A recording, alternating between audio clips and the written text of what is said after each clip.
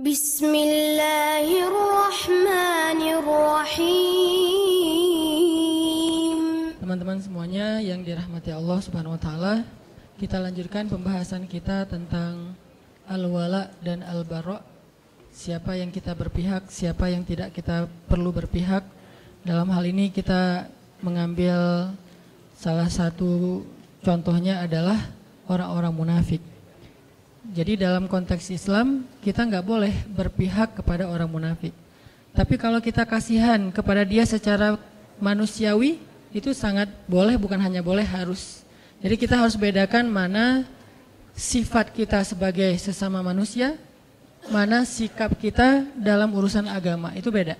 Kalau konteksnya kemanusiaan itu universal. Kita tuh berbuat baik nggak boleh ngelihat agama. Mau dia muslim, mau non muslim, mau dia munafik, mau dia mukmin, mau dia orang baik, mau dia orang jahat. Kita kalau dalam urusan kemanusiaan maka hak dan kewajibannya sama. Ketika kita ngelihat misalnya ada mantan perampok yang belum bertaubat, berarti bukan mantan ya. Perampok lah ya, belum bertaubat. Atau penjahat belum bertaubat.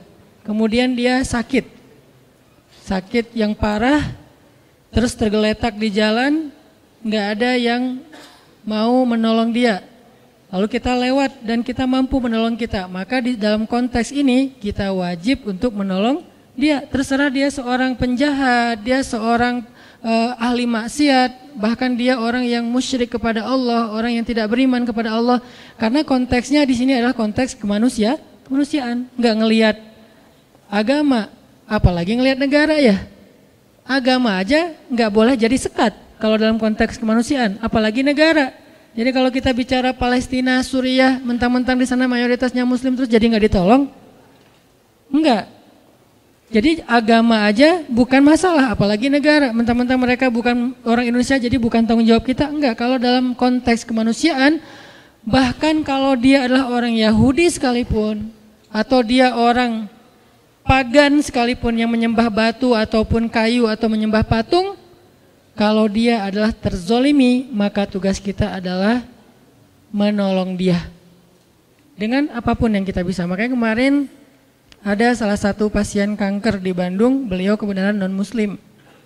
Bukan salah satu, ada beberapa orang non muslim, pasien kanker dan kurang mampu. Kemudian karena istri megang beberapa proyek sosial untuk pasien kanker yang kurang mampu, akhirnya kita ambil pasien ini, kita coba asistensi ke dokter sampai beres pengobatannya, operasinya. Yang satu meninggal, yang satu alhamdulillah bisa survive. Dan kita nggak mempertanyakan, wah ini kayaknya non muslim nggak usah ditolong, kayaknya kalau ditolong nggak ada pahala. Pahalanya sama, mau dia muslim mau non muslim, pahala menolong dia adalah sama karena dia manusia dalam konteks kemanusiaan universal. Ini tidak ada perdebatan di antara ulama. Dalam konteks muamalah juga kayak gitu. Kaidahnya adalah tidak ada kezoliman. Konteks muamalah misalnya jual beli, kita bekerja di sebuah perusahaan yang di situ tuh ada muslim ada non muslim, maka ini universal dengan syarat tidak mengganggu batasan-batasan syariah agama kita. Kalau itu terganggu maka nanti akan ada pengecualian. Misalnya kita nggak dibolehin pakai hijab di situ, pasti ada pengecualian. Misalnya kita di situ dipaksa untuk minum khamar seperti yang kerja di Jepang misalnya. Selebrasi mereka itu minum sake misalnya. Kalau kita nggak minum maka kita dimarahi atau dipecat. Di sini ada pengecualian. Tapi kalau tidak membatasi atau mengganggu batasan syariat, maka tidak masalah kita bermuamalah dengan siapapun, bahkan kepada orang yang tidak beriman sekalipun. Apalagi kemanusiaan. Tapi kalau dalam konteks sikap agama, nah ini lebih spesifik lagi. Di situ beda antara mukmin, kafir, munafik, beda. Kafir juga ada dua, ada yang harbi, ada yang zimmi. Yang harbi itu yang memerangi kita, yang zimmi dia tidak memerangi kita, maka kita boleh berbuat baik kepada dia. Namanya non muslim, yang tidak memerangi kita. Kalau yang memerangi kita dalam Al-Quran disebut kuffar.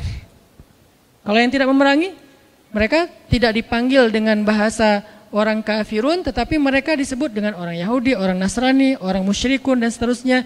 Intinya adalah kita tidak ada kewajiban atau anjuran untuk memusuhi mereka. Mereka adalah saudara kita dalam kemanusiaan, dalam negara, dalam bangsa, dalam suku. Dalam konteks apa? Dalam konteks muamalah, dalam konteks kemanusiaan. Kalau dalam konteks agama, kalau mereka tidak memerangi kita, maka tidak ada kita nggak boleh dilarang untuk menyakiti mereka, apalagi memusuhi mereka. Bahkan jika ada pertikaian antara non muslim dengan muslim, kita nggak boleh berpihak berdasarkan agama. Ada pertikaian nih dalam urusan muamalah, urusan dagang kah, urusan jual beli kah, jual beli tanah, jual beli rumah, jual beli mobil, dan seterusnya. Ada masalah nih, termasuk masalah misalnya kayak masalah pekerjaan, masalah muamalah. Kalau misalnya ada pertikaian di antara mereka, nggak boleh kita berpihak karena dasarnya agama. Nih saudara saya muslim, saya belain dia. Belum tentu dia benar, bisa jadi dia yang salah. Maka di situ konteksnya adalah adil. Nggak boleh gara-gara kita beda agama terus kita bersikap zolim. Kalau dia beda agama dengan kita tapi dia konteksnya di situ korban, maka kita harus membela dia. Bahkan terhadap saudara kita yang sama-sama muslim, kalau ternyata saudara yang muslim itu adalah justru yang zalim. Jadi inilah konsep adilnya Islam. Dan di sini kita juga belajar tentang bab wala dan barok dalam contoh-contoh yang sederhana.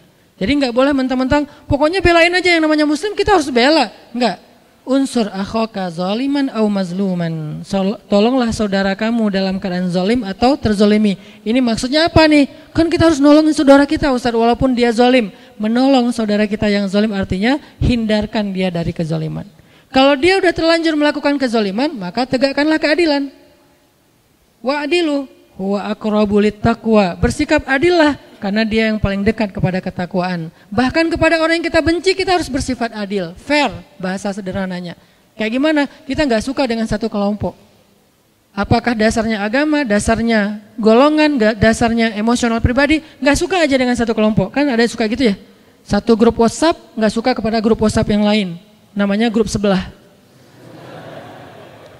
Terus gara-gara kita nggak suka, kita bersikap nggak fair, ini bukan sifat muslim.